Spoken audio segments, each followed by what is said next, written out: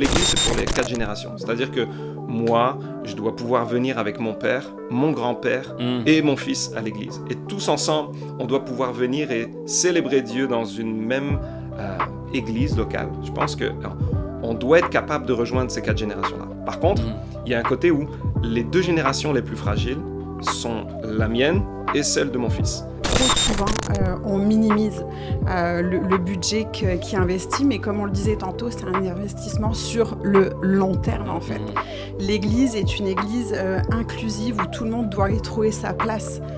On ne veut pas que l'église soit plate et puis que nos enfants soient là juste à assister. Je dirais même que si l'école est encore plus le fun que l'église, pas qu'on a un problème, mais il faut mettre du budget. Aujourd'hui, j'ai la joie de recevoir des amis sur le podcast Next. Merci Ben et Sophie Luten qui sont là. Yeah. Incroyable, merci d'être là. Vous êtes des amis que j'apprécie et des gens de ministère que je respecte et j'admire beaucoup. Ça fait longtemps qu'on se connaît, on a fait plein de choses ensemble, on a été pasteurs jeunesse en même temps. On a fait des événements ensemble avec des centaines d'ados. Heureusement, c'est terminé. Ou pas. C'était le bon vieux temps. Oui, c'est ça, c'est le bon vieux temps, on vieillit finalement. Merci d'être là. Je suis content de vous avoir parce que pour moi, vous représentez plein de choses dans le ministère, dans l'église, et on peut parler de plein de sujets avec vous. Et vous représentez tous les sujets que j'adresse sur la chaîne Ministère Next, dans le sens que vous avez été pasteur d'ado, pasteur jeunesse. Ouais. Vous êtes maintenant pasteur principal de l'église Nouvelle Vie La Prairie, à l'heure où on enregistre cette vidéo. 3 réunions, 1200 personnes, c'est assez fou, c'est incroyable. Et donc, vu que vous êtes pasteur d'église, vous avez des ministères d'enfants et de jeunesse sous votre leadership. Et je suis sûr que ça va être hyper pertinent, tout ce qu'on va parler aujourd'hui. Alors, merci d'être là, merci pour votre temps. Vous avez aussi 3 enfants. Exact. 2 gars, une petite fille. Oui. Les prénoms, c'est Lenny, 9 ans, Jackson, 5 ans et Inès, 8 mois. Parfait, parce que Ben s'en rappelait plus, donc merci tout à Sophie. fait. On se complète. Tout à fait.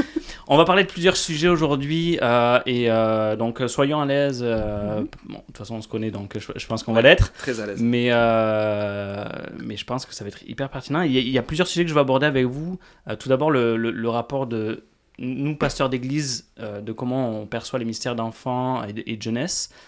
Deuxièmement, dans le fait que vous avez été pasteur jeunesse, que vous avez pu apprendre, parce que vous avez été pasteur jeunesse pendant quoi, 7 ans? Ouais, 7 à 10 ans, là, ça a été une longue période. Entre le moment où on s'est impliqué dans le ministère jusqu'à temps qu'on reprenne la responsabilité du département, un gros 10 ans. Et vous êtes des parents chrétiens. Exact. Oui. Fait que c'est ça, on va ouais. faire toute une série. Yes. Alléluia. Question pour vous. Vous êtes pasteur à la Prairie, on le disait tout à l'heure. Au-delà du fait d'être parent vous-même, en tant que pasteur, c'est quoi l'importance d'avoir des ministères d'enfants et jeunesse qui sont là, qui sont pertinents et qui prennent toute leur place dans l'Église? En quoi c'est important pour l'Église et pour les familles, selon vous? Moi, je pense que l'Église, ce doit être une Église pour toute la famille. Et une des plus belles choses, c'est d'avoir une église multigénérationnelle, on le dit souvent, là, mais de voir le dimanche les parents venir avec les enfants, les grands-parents, et je pense vraiment en la pertinence de semer dans la foi de nos jeunes le plus tôt possible et dès l'enfance, en fait. Puis, quand Jésus nous demande de faire des disciples, il ne nous demande pas de faire des disciples pour les adultes, et puis les enfants, c'est en attendant. Il y a un côté où laissez venir à moi les petits-enfants, justement dans une culture qui mettait les enfants vraiment de côté. Tant que tu n'avais pas l'âge, entre guillemets, de raison, tu étais vu un petit peu plus comme en attendant. Jésus vient casser les codes en disant non, laissez-les venir à moi, parce qu'il y avait un message qui était aussi bon pour eux. Puis quand on voit les enfants courir dans les bras de Jésus, ça voulait dire vraiment qu'il avait un côté tellement paisible, joyeux, que même son enseignement, il n'était pas trop perché pour que personne ne puisse comprendre. Au contraire, il était aussi attirant pour les enfants. Donc il y a un côté où la foi, la bonne nouvelle de l'Évangile est aussi pour les enfants, autant pour les plus jeunes, adaptés bien sûr à leur âge, pour les ados, encore plus dans une crise de vie, la première crise de vie, et aussi pour toute la famille, peu importe la génération. Ouais, puis une des choses qu'on parlait, je me rappelle, on avait une discussion, puis tu me disais... quand il y a des gens nouveaux qui s'ajoutent à l'église, une des premières questions que tu leur poses, c'est pourquoi vous avez décidé de venir ici? Et la réponse, à chaque fois, elle est intéressante. Je ne sais pas si tu peux nous en parler. Oui, c'est une tendance, on pourrait dire générationnelle. C'est que aujourd'hui, il y a beaucoup de parents qui décident de venir à l'église. Quand on les rencontre, ils disent l'un des facteurs qui a fait qu'on a choisi cette église, c'est parce que nos enfants ont tout de suite aimé le ministère jeunesse. Ils sont venus le dimanche matin, parfois à reculons, ils ne savaient pas, ils connaissent personne. Mais lorsqu'ils viennent, ils sont tellement bien accueillis, c'est pertinent. On a une équipe incroyable à NV Junior à la Prairie. Mais il y a quelque chose de fort qui se passe où l'enfant, quand il ressort, il a tellement vécu une expérience incroyable pour lui, qu'il lui témoigne à ses parents en disant « moi je vais revenir ». Donc le parent, qu'il ait aimé ou pas, le fait que son enfant lui ait aimé, il y a un choix qui se fait à ce moment-là. Donc on est très fiers de ça. Et c'est génial parce que ça montre aussi que en fait les parents croient en l'importance de semer dans la foi dès l'enfance, dès le plus jeune âge. Et je pense qu'un adulte va pouvoir plus s'adapter dans dans n'importe quelle église, qu'un enfant, une fois qu'il s'adapte, qui est bien, qui est ancré, c'est un investissement sur le long terme, c'est gagné. Et c'est vraiment en fonction de la génération, parce qu'il y a 30 ou 50 ans de cela, c'était les parents qui décidaient quelle église, quelle communauté ils allaient, et puis les enfants faisaient juste suivre, qu'ils aimaient ou pas. Aujourd'hui, il y a vraiment un renversement. Peut-être que c'est aussi avec la génération de l'enfant roi, peut-être, mais ça montre aussi que si l'enfant aime cette église, les parents sont plus prêts, les parents sont prêts à s'adapter pour que l'enfant se sente bien. Donc, c'est vraiment un changement au niveau de la génération, mais ça montre aussi l'importance que les parents, pour eux, il faut que leur enfant soit bien dans une belle communauté, avec des amis, de manière spirituelle, c'est très important. Ouais, on avait fait un podcast avec Thomas et Livio, Thomas Dieng, puis il amenait un point intéressant. Il disait aux familles, il conseillait, choisissez l'église en fonction de là où vos ados veulent aller. Puis il amenait le point surtout que c'était pas l'idée de l'enfant roi, c'était l'idée que nous, en tant qu'adultes, notre foi, elle est mature. Donc nous, on est déjà, entre guillemets, arrivés, on a donné notre vie à Jésus, alors que la foi de nos enfants et nos ados est en train de se construire. Exact. Donc autant les mettre, qu'ils viennent dans une église où ils se sentent aimés, accueillis, où ils se sentent bien, pour que leur foi puisse se développer, quitte à sacrifier un petit peu, nous, si on n'aime pas peut-être le style de la prédication, le style de louange, tout ça, mais de mettre l'emphase sur nos enfants et nos ados, parce que eux, leur foi se construit. Puis j'aimais cette idée-là, c'est un peu surprenant des fois. On peut être dans l'idée de non, nos enfants, ils nous suivent, et nous sommes les chefs de famille, ils vont nous suivre, mais il y a cette idée de non, il y a un intérêt plus grand en arrière qu'un intérêt spirituel, puis ça fait la différence. Ouais. Quand tu gagnes les enfants, tu gagnes la famille. Tout à fait. Punchline. Je crois beaucoup à ça. Moi, quand je fais des formations, je dis tout le temps le ministère auprès des enfants. Quand on sert les enfants, on sert les familles. Puis quand on sert les familles, on sert l'Église ultimement. Exactement. C'est même ce qu'on a vécu, nous, en arrivant. On était à Nouvelle-Ville-Longueuil au niveau des ados. On est arrivé à Nouvelle-Ville-la-Prairie en 2019.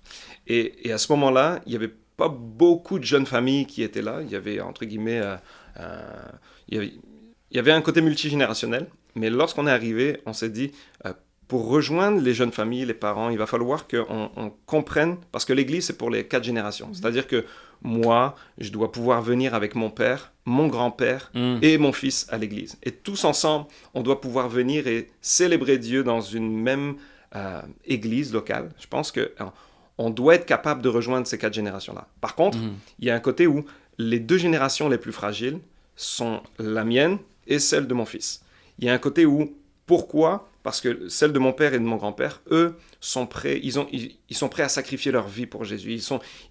Pour eux, ils sont tellement à un stade, normalement, de maturité chrétienne, qu'ils sont capables de pouvoir, eux, se sacrifier sur certains domaines de confort pour permettre aux 2 générations les plus fragiles de pouvoir s'accrocher. Mon enfant ne va pas forcément venir tous les dimanches pour Jésus, juste pour dire moi je veux. Non, il va venir pour les amis, il va venir pour le style de la musique, exactement, pour le fun, pour le côté où il aime tellement être. Donc il faut, et c'est ce qu'on a essayé de faire, de gagner les 2 générations les plus âgées, les plus matures, en leur expliquant que il faut que l'Église soit assez une Église pour aujourd'hui, c'est le slogan de Nouvelle Vie.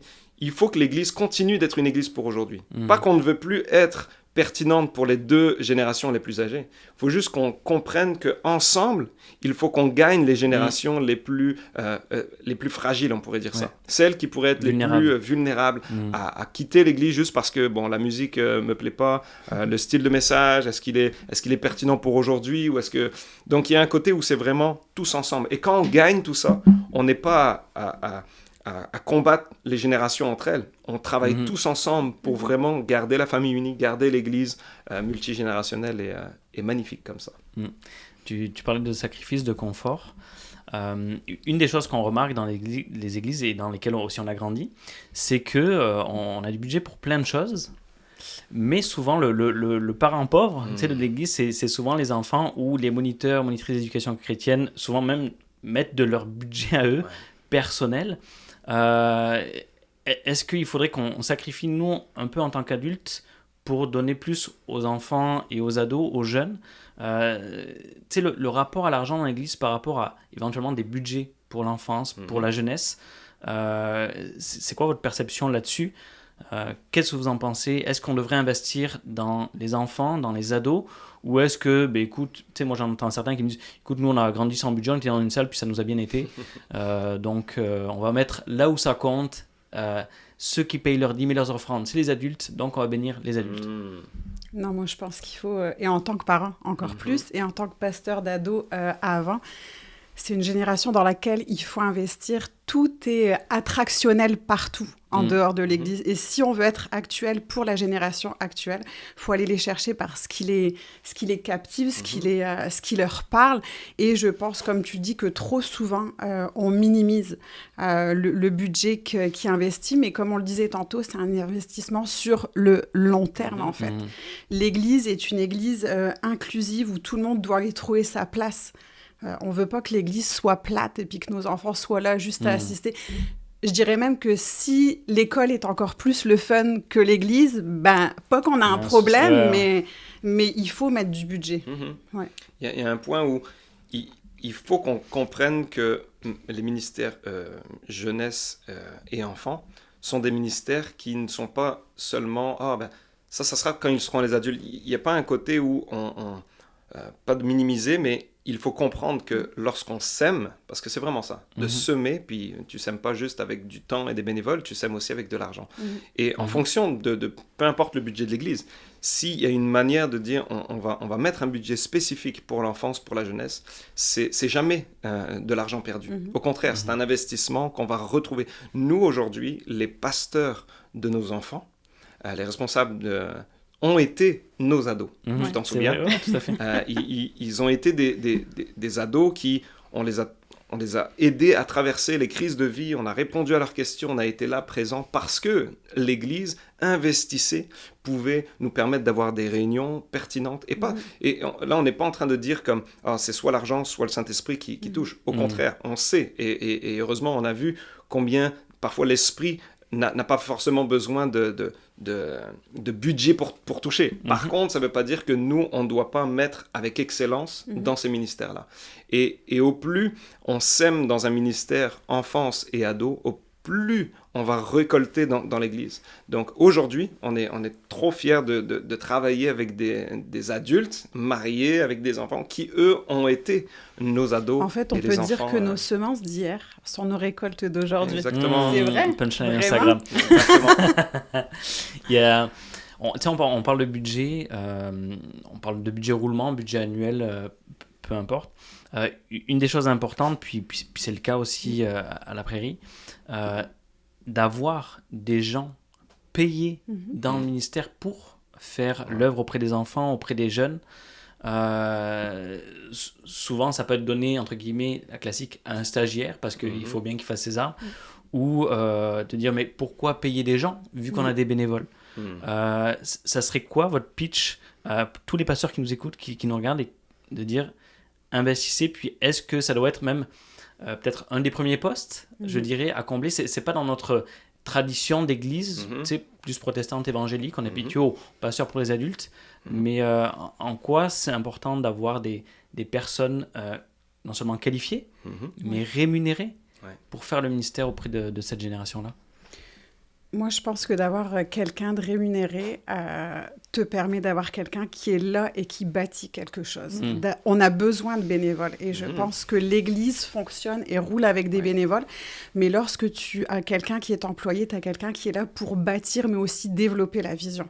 En fait, tu as quelqu'un qui est là, qui est en avant et qui emmène aussi tes bénévoles à pouvoir servir. Donc, je pense que d'avoir quelqu'un de rémunéré, quelque chose de... Et comme tu disais aussi, d'avoir ce ministère-là qui se développe le premier dans l'Église, moi je dis oui à ça. On veut servir les adultes, mais les enfants ont tout autant leur importance. Et ils représentent aussi une grosse partie de l'Église, donc il faut les servir avec excellence.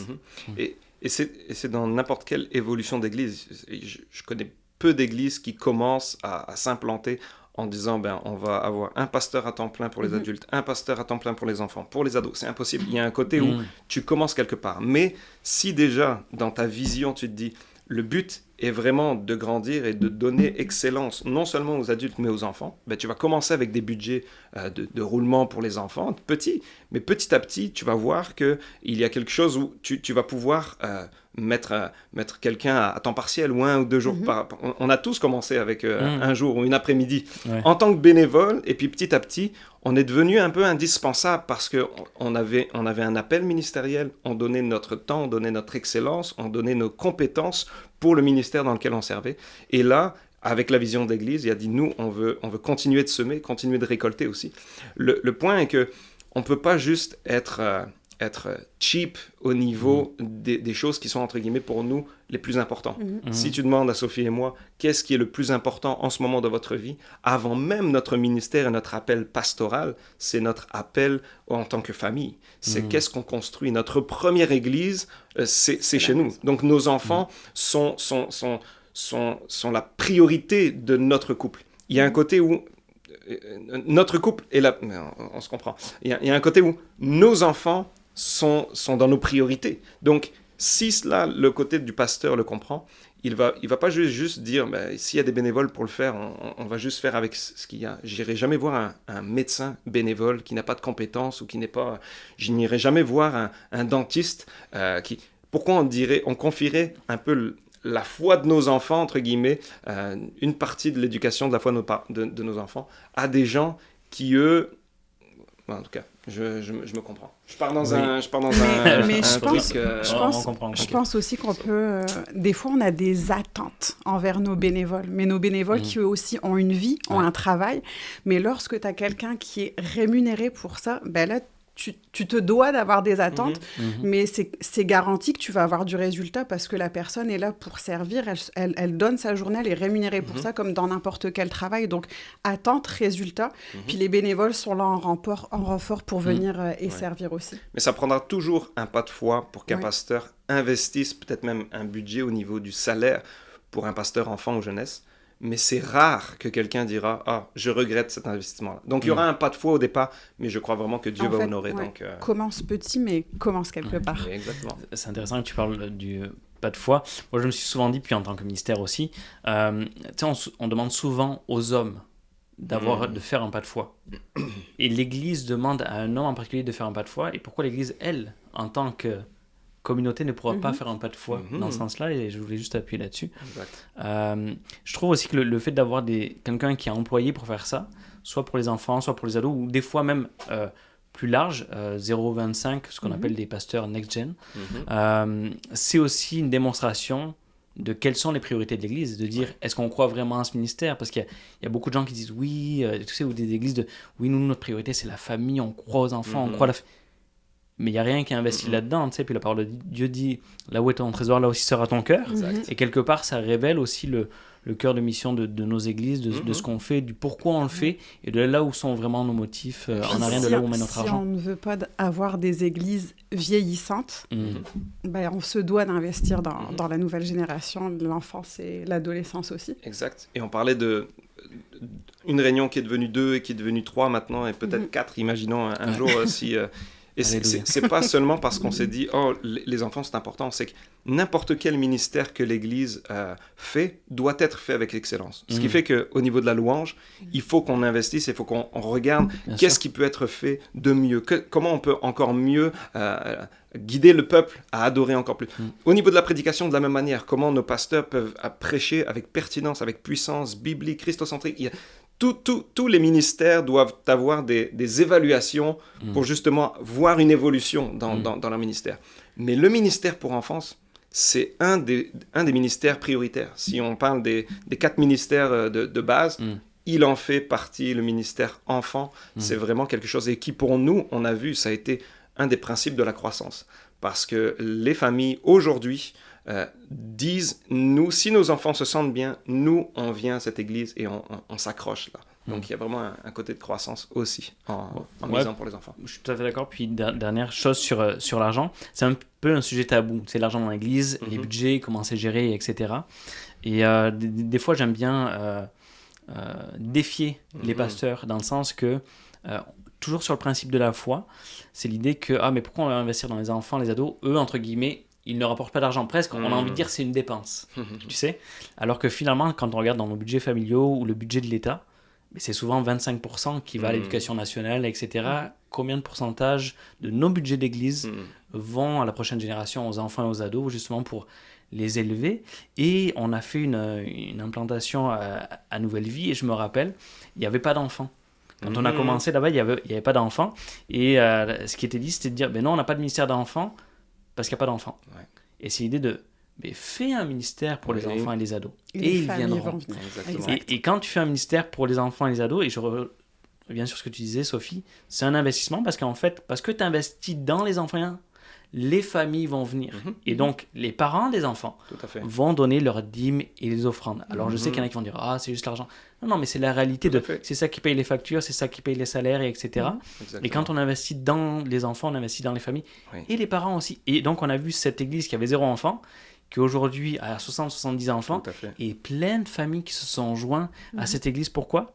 Parce qu'il y avait un ministère pour les enfants. Exactement. Et même dans une vision, si on parle du pasteur qui écoute ça et qui se dit non, moi il faut que je rejoigne des gens, pas forcément seulement.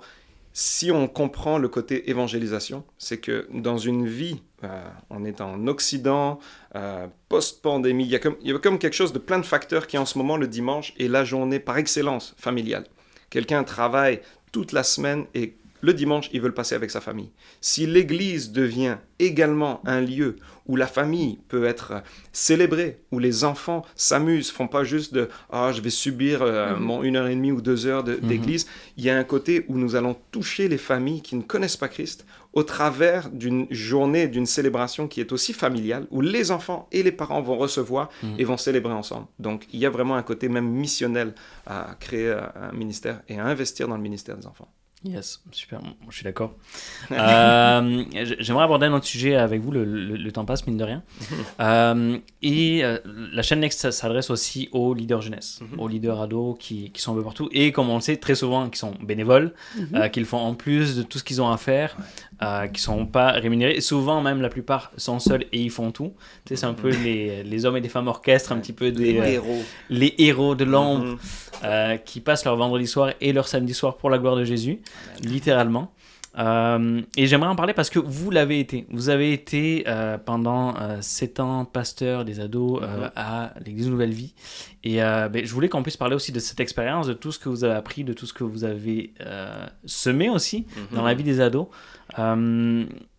7 ans à être dans ce ministère-là, qu'est-ce que vous avez appris sur la foi des ados ? Sur la foi des comment ados, ils la vivent, comment ils la développent, ou peut-être même des mythes des fois qu'on peut avoir sur les ados. Vas-y. Moi, je pense que c'est tu sais, on parle de l'enfance, de l'adolescence et de l'âge adulte. La foi de nos ados sont là où on va pouvoir semer, mais aussi enraciner quelque chose. Parce que, comme on le disait tout à l'heure, ils sont confrontés aux amitiés, qui vont pas forcément non plus à l'église. Donc c'est là où il y a toute cette période de questionnement, les cours de philosophie. Donc des fois, il nous arrive les vendredis soirs, puis avec plein de questions sur lesquelles nous-mêmes, on doit aussi être équipés. La foi, la science. Donc c'est une des périodes où je pense il faut s'investir aussi le plus profondément au niveau de la foi de nos jeunes. Il y a un côté où l'adolescence est la première crise de vie, ce qui fait qu'ils ne savent pas qui ils sont eux-mêmes. Donc il y a vraiment un côté de recherche de qui ils sont, recherche d'identité spirituelle. Il y a quelque chose de tellement fort, mais tellement vrai. Donc on a le privilège d'avoir une fenêtre dans leur vie, lorsqu'ils deviennent de plus en plus confiants et vulnérables. Un ado, c'est toujours fermé au premier abord, mais si on bâtit quelque chose, un ministère, puis tu l'as dit avec Thomas, Livio, il y a un côté de consistance, il faut être là, on va arriver à les rejoindre là où ils ont besoin. Donc la foi des ados se bâtit au long terme. C'est pour ça que le ministère doit être vraiment là de manière régulière, les vendredis soirs, les samedis, peu importe. Il faut qu'on soit là pour les accueillir, pour les aimer, pour leur annoncer la bonne nouvelle, répondre à leurs questions. Mais au niveau de la foi des ados, c'est tellement important parce que c'est là où ils sont en train de se construire. Ils pensent qu'ils sont déjà adultes, ils viennent de sortir de l'enfance. Ils sont vraiment dans une période de leur vie hyper instable, très trouble, recherche d'identité. Et si on leur amène la bonne nouvelle, qui est la lumière qu'ils recherchent, la vérité au travers de tous les mensonges qu'ils entendent, il y a quelque chose de tellement précieux qui est là. Ça ne veut pas dire que c'est facile. Ça veut juste dire que c'est incroyable comment ça peut porter des fruits.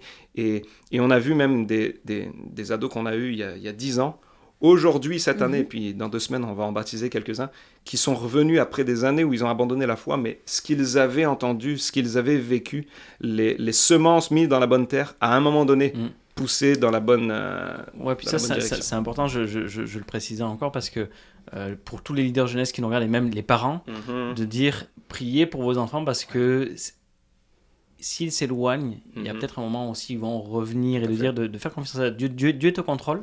Oui, ils font leurs affaires, ça nous fait peur. On est même déçus, frustrés. Mais de dire, non, il y a quelque chose qui a été semé, qui a été déposé. Ouais.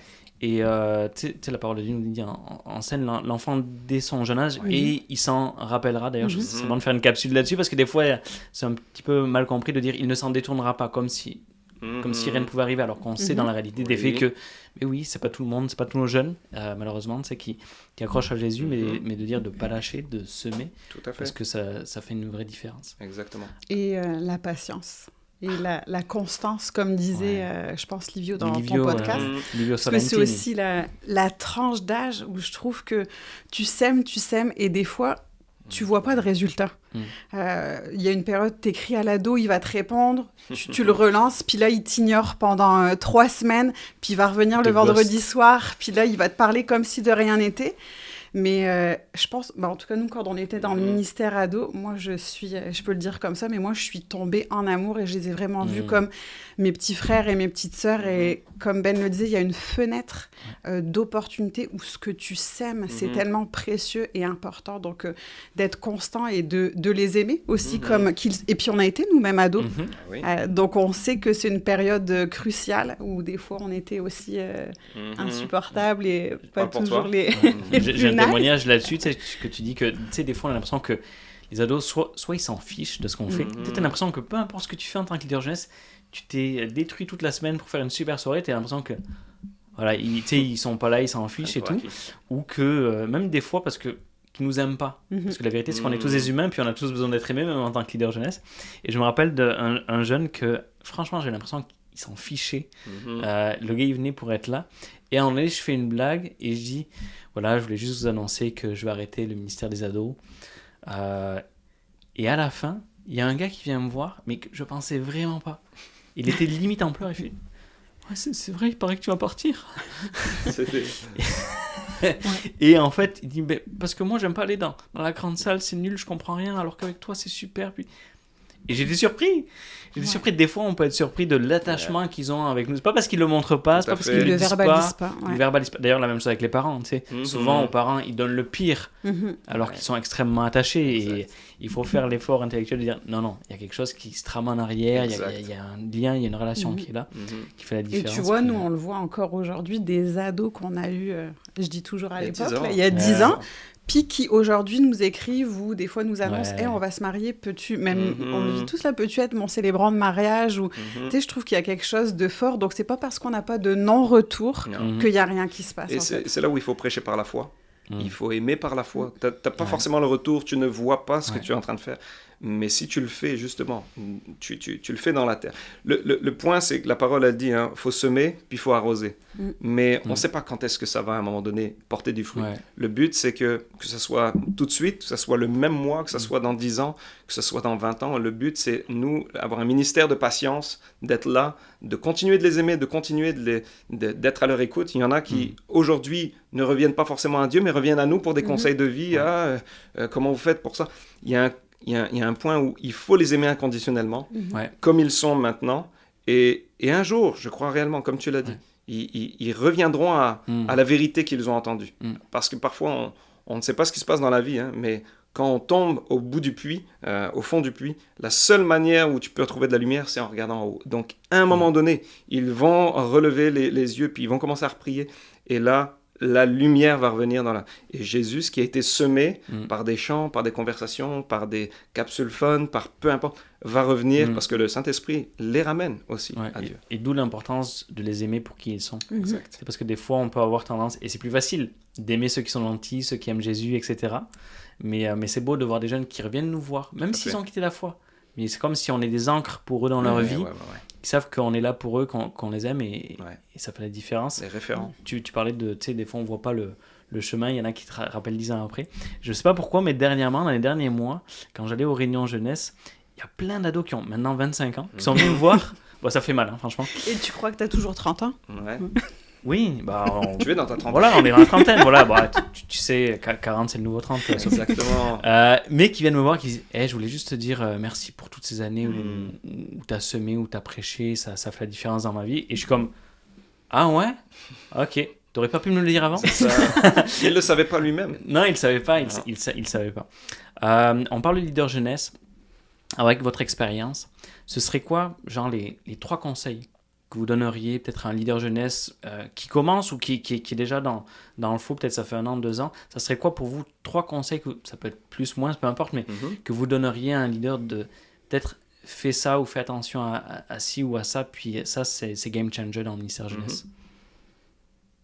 Moi je dirais sois présent, comme on l'a dit, même si tu n'as pas de non-retour, mais ta présence peut avoir un impact. Puis nous, on a pu le vivre aussi. Des fois, c'était des jeunes, des ados qui venaient à l'église, puis ils n'avaient pas forcément de parents qui étaient pas des motivateurs dans la foi, mais qui étaient vraiment ancrés. Puis des fois, ça commençait chez l'ado qui, lui, avait un impact dans toute sa famille. Donc, des fois, tu peux être comme tu disais, là, le game changer ou celui qui change tout, mais tu peux avoir un impact bien plus que tu le crois. Et des fois, ils ont besoin de modèles de pères spirituels, de mères spirituelles, de grands frères, de grandes sœurs.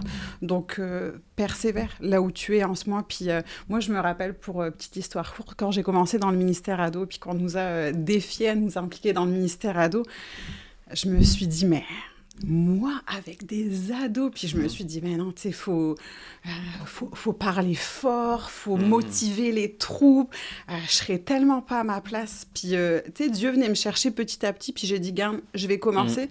Puis, si Dieu m'appelle là, les fruits vont impacter. Puis, sois toi-même aussi, tu vois. Je veux dire, il y a une panoplie d'ados dans les personnalités, les caractères. Il y en a qui parlent plus fort, il y en a qui sont plus discrets, mais il faut des leaders pour tout le monde. Donc, sois toi-même aussi, C'est vrai, l'authenticité, autant dans le côté d'un leader qui parle avec un ado, autant pour un leader qui commence ses premiers messages. Des fois, on veut tellement trouver la pépite théologique et tout ça. Non, sois toi-même, sois authentique. Prêche la parole, prêche la puissance de la parole, mais avec un côté d'humilité aussi, où on prêche tous un standard qui est impossible à rejoindre ultimement. Donc, le but, c'est de prêcher l'évangile, de prêcher la puissance, mais de montrer que nous aussi, on est en train de marcher en perfectionnement, entre guillemets. Il y a un côté où, pour un leader jeunesse qui commencerait aujourd'hui, un des conseils serait vraiment sois un modèle dans ta foi, mais sans que ça soit le plus impressionnant possible. Sois un modèle dans ta foi, dans ton témoignage, là où tu es. En fait, brille par l'exemple. Et que ça soit dans tes relations, tes réactions. Sois pas juste le plus spirituel quand tu es devant tes jeunes ou quand tu es en train de préparer ton message. Sois la meilleure version de toi-même, en fait. Sois Jésus pour ces jeunes-là, dans les discussions que tu as avec, dans les moments de célébration, même après les réunions. On le sait, hein, parfois, on prêche notre vie, et puis les ados disent juste, ils disent même pas Amen, ils applaudissent même pas. Et on termine la réunion, mais c'est après, lorsqu'on fait un match de basket, où là, on peut commencer à avoir des discussions, on pose des questions. Il y a un après qui se fait. Donc, le côté spirituel, il se fait autant dans le côté de préparation de messages, de discussion, de réunion de prière, de temps de louange, mais il se fait aussi dans exactement, au McDonald's, quand on allait manger avec les ados et puis qu'on allait leur poser la question « Et comment ça va ?» Quand on est le plus authentique et le plus spirituel possible dans tous ces moments-là, c'est là où ça impacte le plus les ados. Et c'est là où ils nous voient en tant que référents, mais pas inatteignables. Parfois, ils voient les pasteurs comme « Ah, mais vous êtes des leaders, vous avez même plus de tentation, vous péchez plus, vous avez plus besoin. » Et quand on leur explique cœur à cœur, moi, souvent, quand j'avais un ado en face de moi et puis qu'il me parlait de ses problèmes, je lui parlais de mes problèmes. Et tout de suite, son visage se décomposait en disant « Ok, toi aussi, tu vis ça. Toi aussi, des fois, c'est difficile de prier. Toi aussi, c'est pas naturel d'ouvrir ta Bible tous les matins.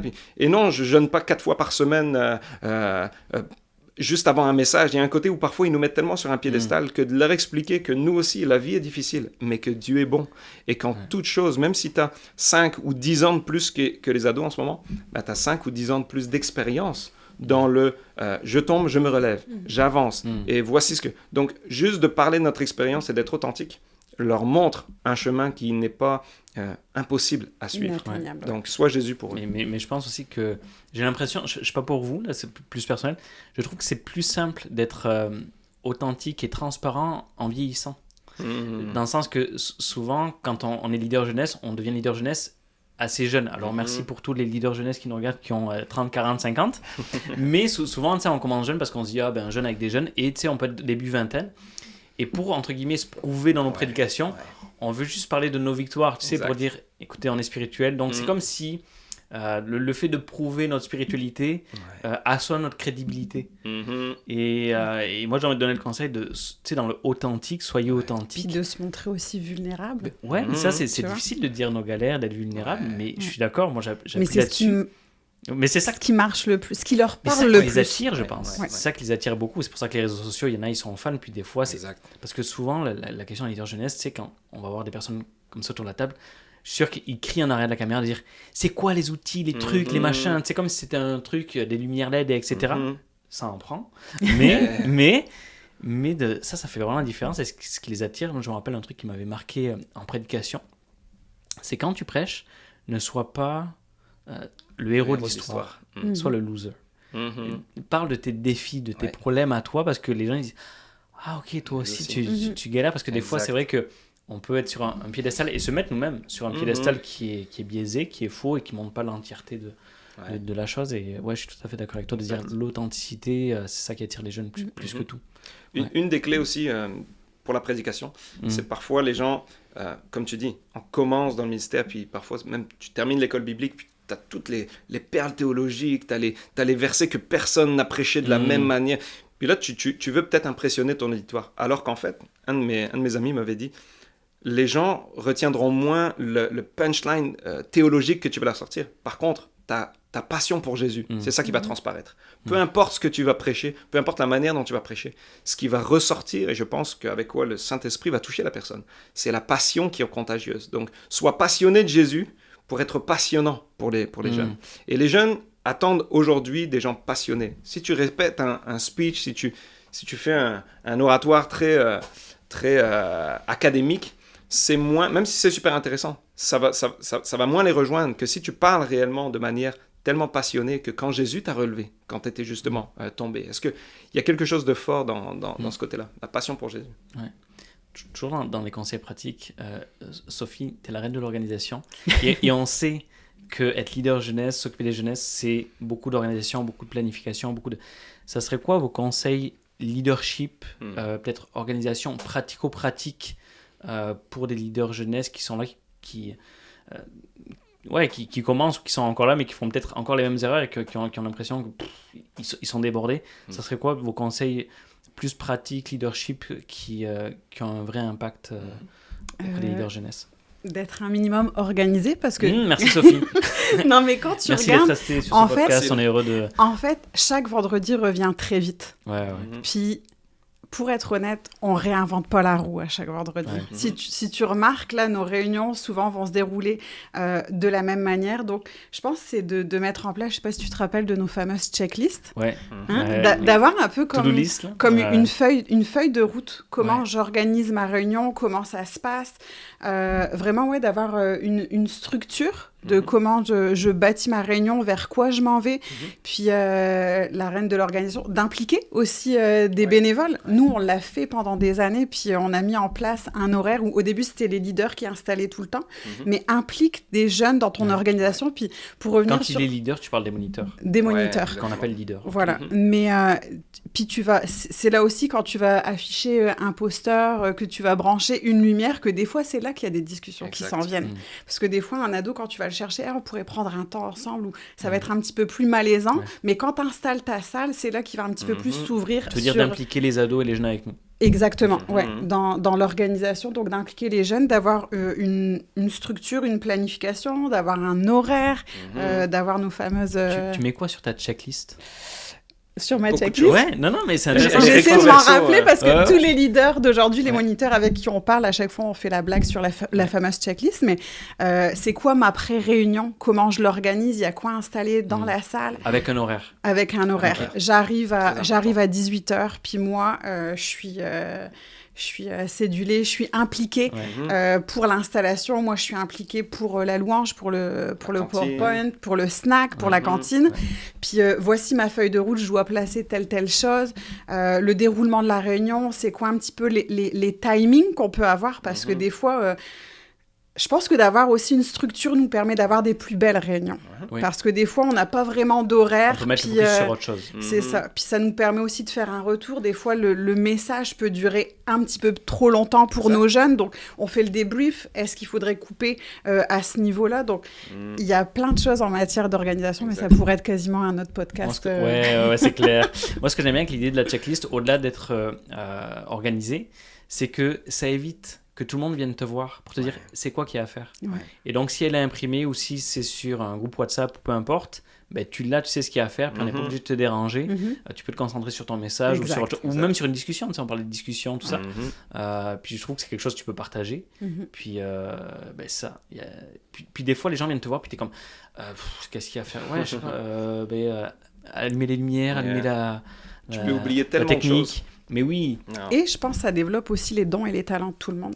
Tu vois, parce que tu as des leaders qui, eux, vont peut-être être plus appelés au niveau de la louange, de la prédication. On a dit tantôt des capsules fun, mais il y en a qui, tout ce qui est organisation et logistique, c'est leur truc. Puis des fois, il y a des gens, il y a des trésors, des pépites qu'on ne va pas chercher.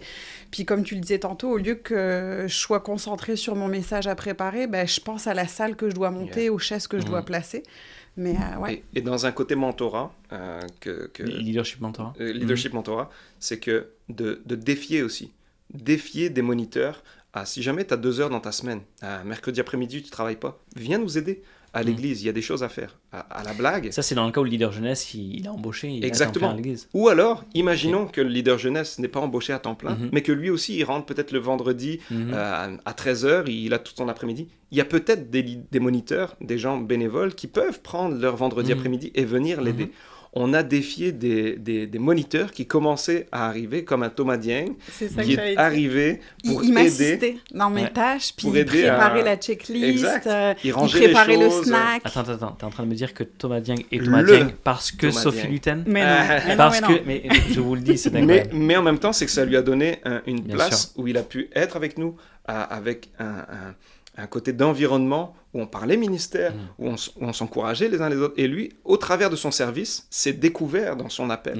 Et il y a un côté où il a commencé petit et maintenant, il est le responsable du ministère jeunesse de Nouvelle Vie Globale. Donc, il y a un côté où il faut défier. Le miracle est dans la maison.